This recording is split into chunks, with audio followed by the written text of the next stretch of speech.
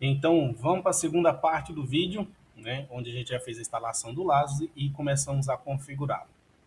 Então, o que, que a gente vai fazer agora, né?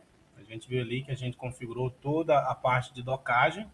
Agora a gente vai partir para as configurações, né, de algumas coisas que a gente precisa já estar pré-definido aqui. Então, vamos lá. Clicando aqui em Tools, Options, aqui você consegue alterar o idioma da interface, tá? Você vai aqui em Files e abaixo aqui tem Geral. Então aqui você pode escolher o idioma que você deseja trabalhar, tá? E aqui a gente vai marcando algumas opções, mas para facilitar, vamos fechar essa janelinha, dando OK aqui, e abrir novamente, e ela já vai estar em português, tá?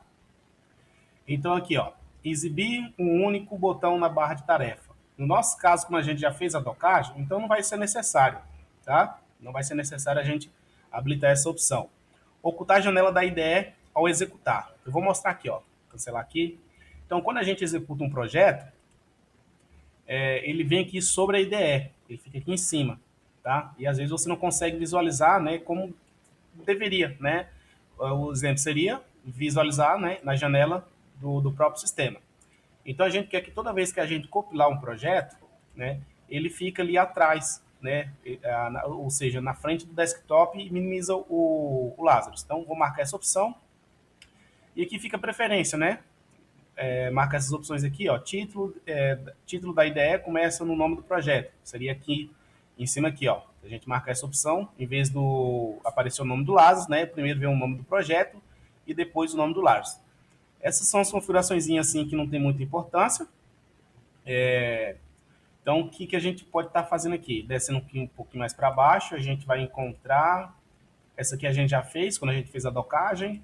Editor de formulário, por enquanto, a gente não vai mexer. Deixa eu ver aqui. Tá, isso aqui é bacana a gente habilitar. Exemplo aqui, ó.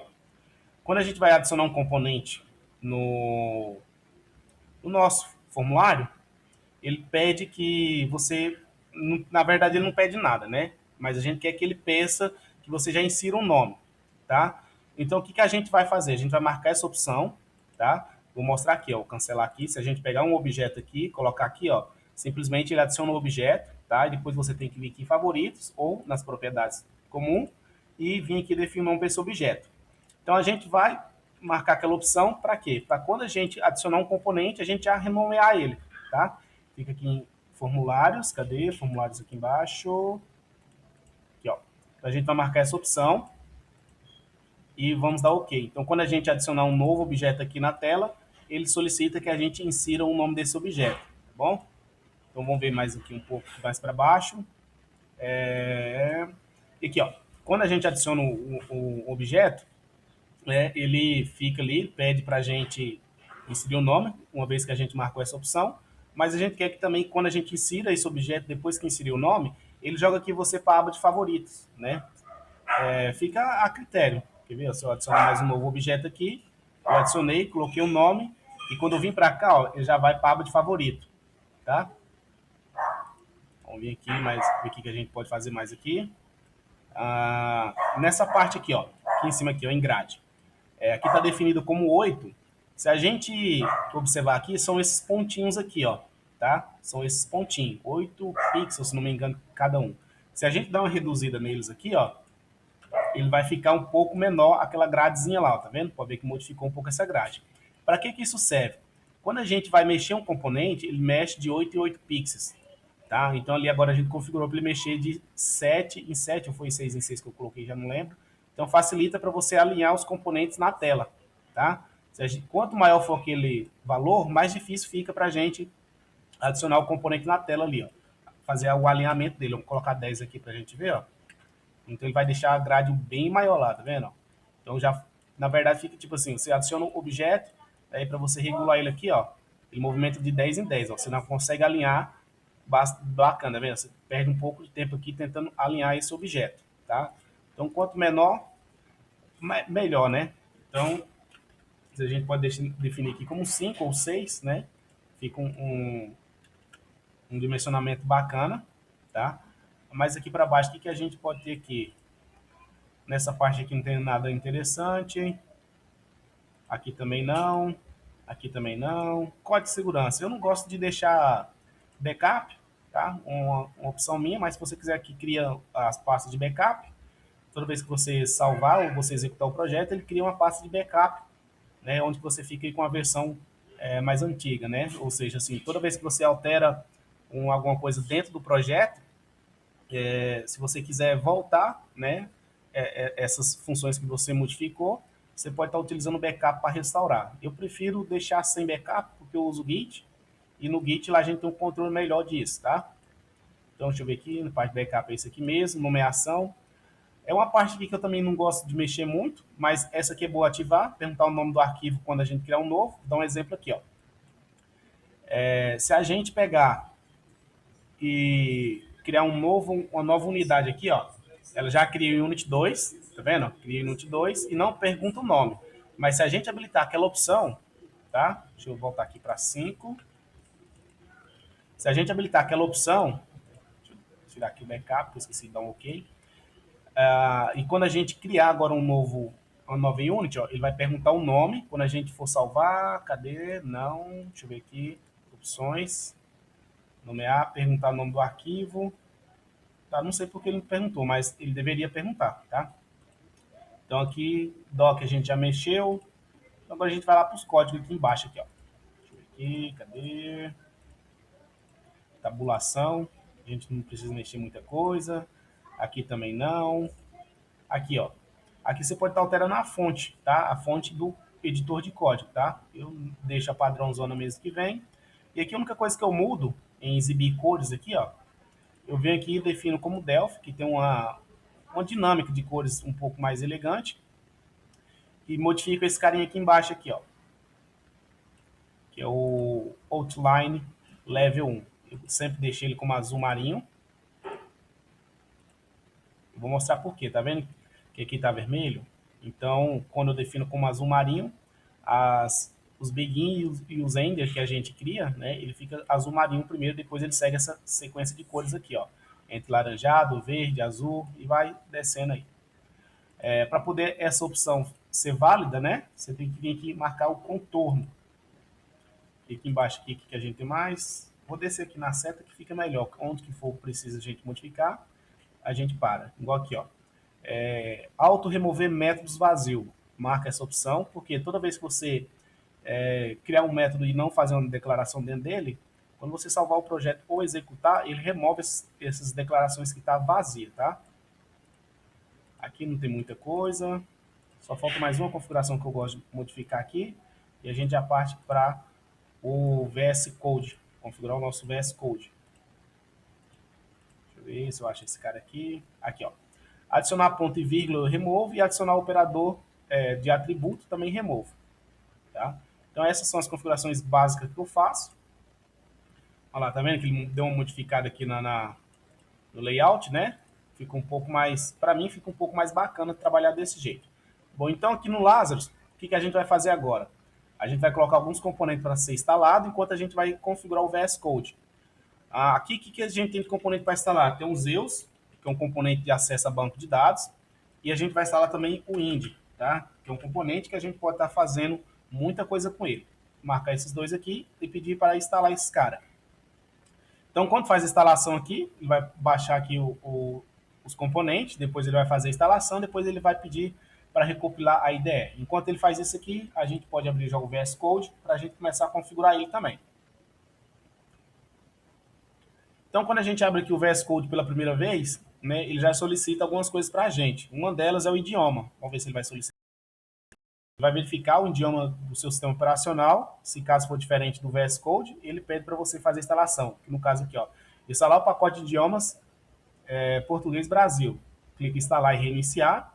Ele vai baixar essa extensão do VS Code e vai traduzir, né, uma boa parte dele para o português e vai reiniciar. Então, feito isso aqui, vamos minimizar ele aqui agora e pedir para o nosso Lazarus ser reconstruído.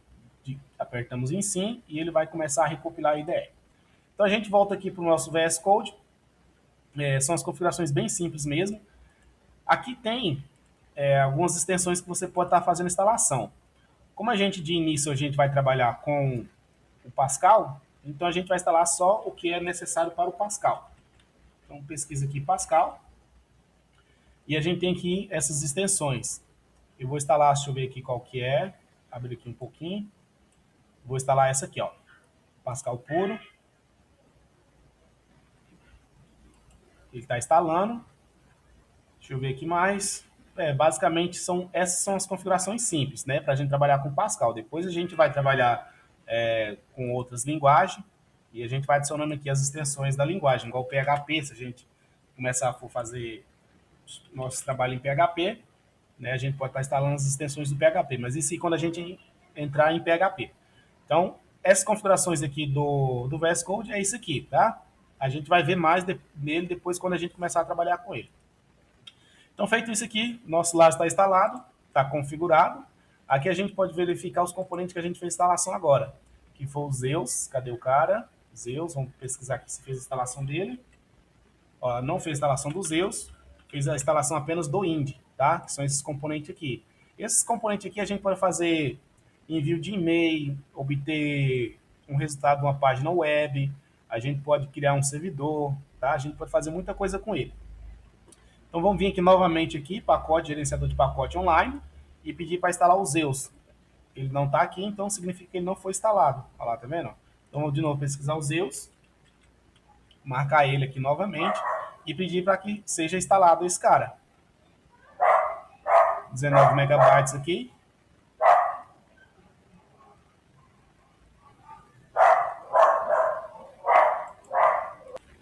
Então terminou aqui de instalar o componente, né? O Zeus Connect.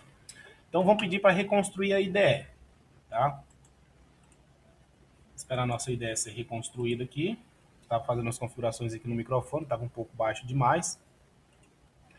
Bom, então observa aqui em cima que ele está recopilando a IDE. Vamos aguardar a IDE ser recopilada para a gente poder finalizar esse módulo aqui e fazer mais alguns ajustes no nosso Lazarus, tá?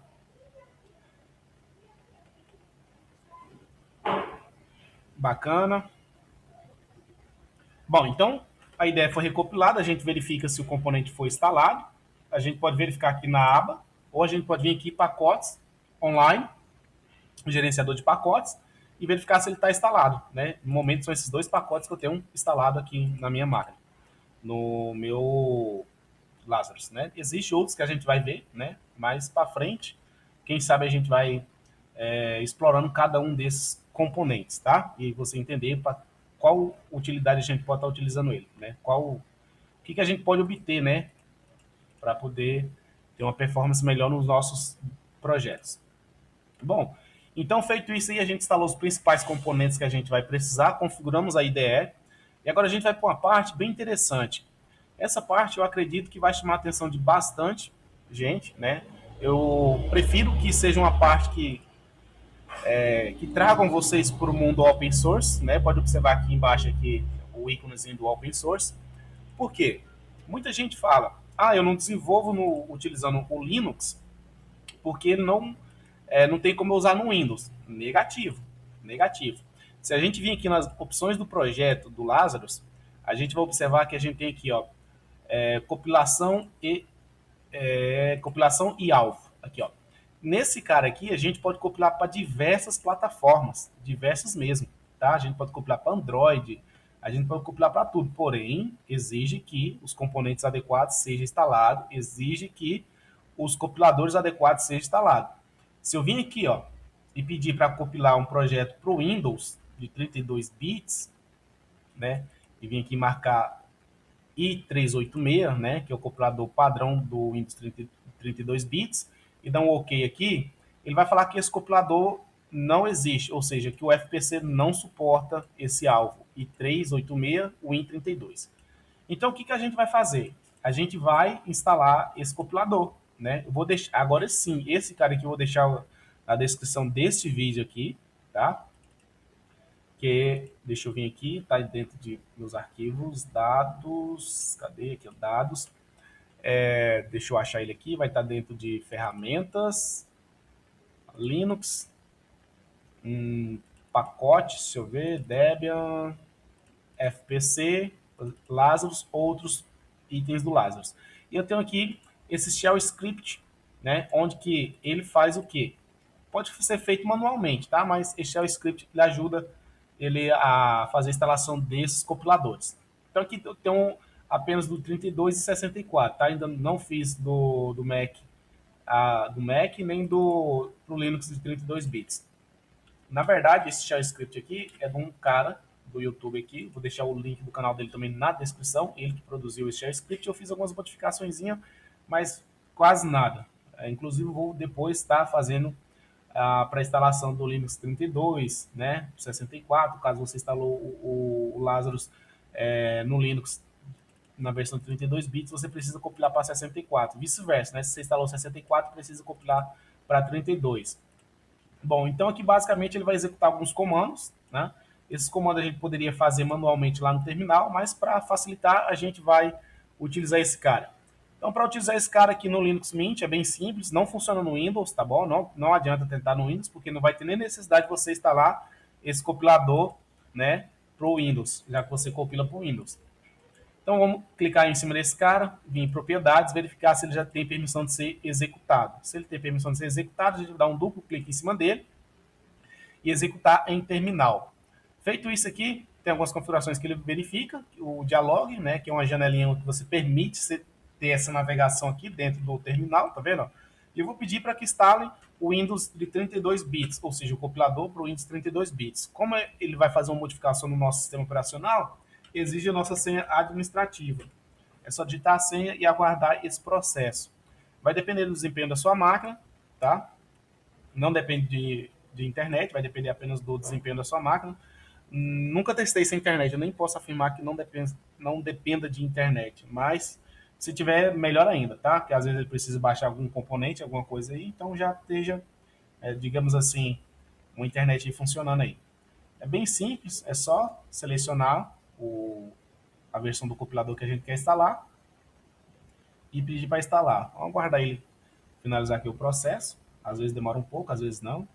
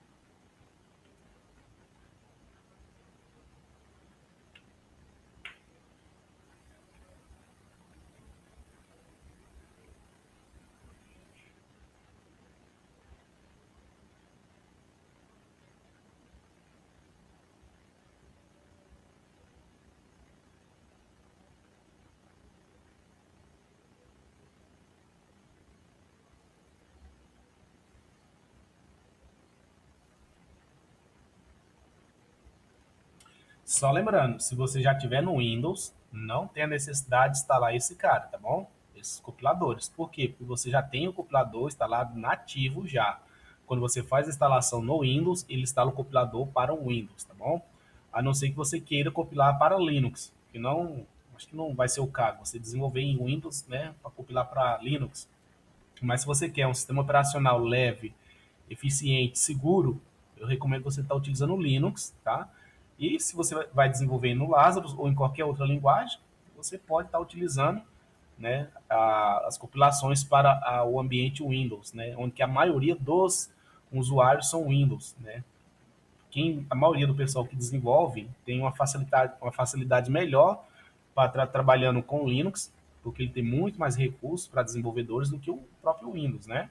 No meu ponto de vista e no ponto de vista de uma gigante comunidade que desenvolve no Linux.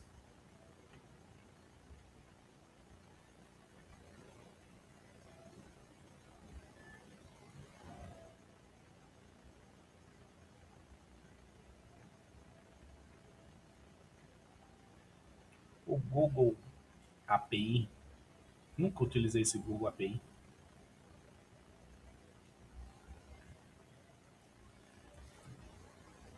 Quase finalizando.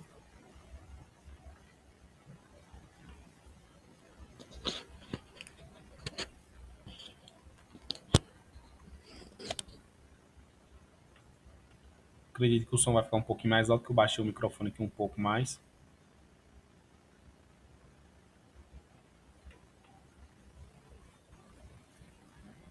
Beleza, foi finalizada a instalação do compilador. Agora ele está removendo os links aí, criando os links simbólicos dentro do Lazarus e falando para a gente que já está tudo instalado. Então, assim que for finalizado, né, tudo ok, belezinha, ele vai falar para a gente que o processo foi concluído.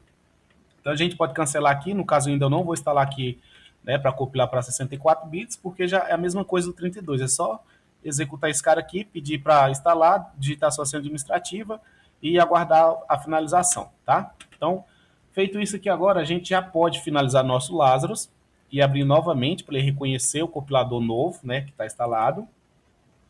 Então, agora, uma vez que a gente escolher, né, se a gente vem aqui nas opções do nosso projeto, vem aqui no alvo, configurações e alvo, e a gente escolher agora o Windows de 32 bits, que é o que a gente instalou, escolher o compilador i386, que é o padrão para 32 bits, e dar OK, pode ver que agora esse cara, né, ele não reclamou, né, do compilador. Vou salvar esse projetinho aqui na área de trabalho mesmo, e a gente vai ver, né, ele criando o nosso executável para o Windows, tá? Vou colocar aqui o Lamundo. E vamos salvar esse cara aqui, lá na área de trabalho, salvar a Unity também, dentro da pastinha Lamundo. Deixa eu ver aqui, parece que não salvou. Não salvou não. Vamos salvar aqui na área de trabalho mesmo, depois eu faço a exclusão. Deixa eu só verificar aqui. Ficou ali, salvo ali, não ficou dentro da pastinha não, mas tá tranquilo. Observe aqui que eu não tenho nenhum executável, tá vendo? Tem o ícone do projeto, eu tenho o projeto e algumas outras configurações do projeto e o formulário, né, que já vem padrão ali quando a gente cria um novo projeto. Então, feito isso aqui, eu vou colocar só um botão aqui, tá? As configurações que a gente fez já tá funcionando. Não vou dar nenhum nome para ele, só para a gente ver esse cara aqui na tela. Eu vou pedir para ele compilar aqui para mim, né? Só pedir executar, compilar. Observe que agora ele vai gerar um arquivo executável do Windows, tá? Tá compilando um projetinho, usando o compilador de 32 bits para o Windows. Deixa ele finalizar aqui. Isso a gente chama de compilação cruzada, tá? Onde você desenvolve em uma plataforma, né, para o seu objeto final ser executado em outra plataforma. Então, feito isso aqui, agora a gente tem aqui, tá vendo? Projeto 1.x. Esse cara a gente não consegue abrir aqui no Linux, tá vendo? Por quê? Ele vai ser aberto lá no Windows, tá? Então agora a gente pode também compilar para Linux, para ir fazendo os testes, né? Eu recomendo sempre você vir aqui, ó, configurações e alvo do projeto, você cria aqui, ó, criar modos de depuração e lançamento, tá? E onde que você pode fazer? Tem aqui a opção debug, você habilita mais uma opção de debug e aqui você coloca aqui, ó, debug Win32. Então, e aqui você deixa o debug e o default normal. Isso aqui é só para você ir testando, tá bom? Se você vai executar esse projeto em outra arquitetura, né? No caso, o Windows. Poderia ser o 64 bits aqui também, só que você precisa ter instalado o compilador de 64. Então, feito esse cara aqui, ó, a gente vai deixar padrão como é que tá, e agora aqui no debug normal, a gente vai modificar, deixar como default, né? Para ele pegar da nossa plataforma atual, né, no nosso ambiente atual, que no caso vai ser o compilador para Linux. Então, se eu pedir agora para compilar esse projeto novamente, agora ele vai compilar esse projeto para o Linux, tá? Feito isso aqui, agora eu tenho esse project. Observe que aqui a gente tem esses dois caras, tem um project.x e o project sem extensão. O Linux ele não precisa de extensão, tá? Tudo é arquivo. Então, esse cara aqui já é executado no Linux e esse cara aqui vai ser executado no Windows, ou seja, o mesmo projeto que a gente desenvolveu aqui no Lazarus, utilizando dentro do Linux, tá? A gente pode estar utilizando no Windows lá fora, tá bom? Então, basicamente, as configurações do Lazarus são essa, né? Para a gente estar começando nosso pequeno projeto. E eu vou dar continuidade depois, né? Com as nossas sobre a linguagem que a gente estava vendo ali anteriormente, né? Sobre introdução a objeto, a gente fez as construções de classe, vimos o que era variáveis, constantes, todos esses quesitos, né, da linguagem que a gente precisa conhecer antes de começar a desenvolver, né? a gente vai dar continuidade agora, serão 10 vídeos, eu vou finalizar esses 10 vídeos, né, para a gente começar a criar o nosso primeiro projeto. Tá? A gente vai criar um projeto bacana, onde vai ter uma comunicação com o banco de dados, a gente vai ler arquivos do computador, a gente vai pegar esse projeto, executar dentro de uma máquina com Windows, tá? Vamos fazer um teste, a gente vai desenvolver no Linux aqui e fazer os testes lá dentro do Windows. Se você já está utilizando o Windows, não tem a necessidade de você fazer a instalação desses compiladores, nem de fazer esses testes dentro de uma máquina virtual no Windows. Você pode usar diretamente lá, tá? O que é interessante você usar o Linux é um sistema operacional gratuito, é um sistema operacional de código-fonte aberto. Se você tiver conhecimento suficiente, você pode fazer as modificações que você quer. E dizendo ao outro, sim, você não precisa baixar ativador, né? Não precisa craquear o seu sistema. E tem todas as funcionalidades, tá bom? Então, fica uma dica aí. Vai ter um vídeo que eu vou deixar depois desses aqui, como fazer a instalação do Linux Mint e um pós-configuração dele, tá bom? Forte abraço, fiquem todos com Deus.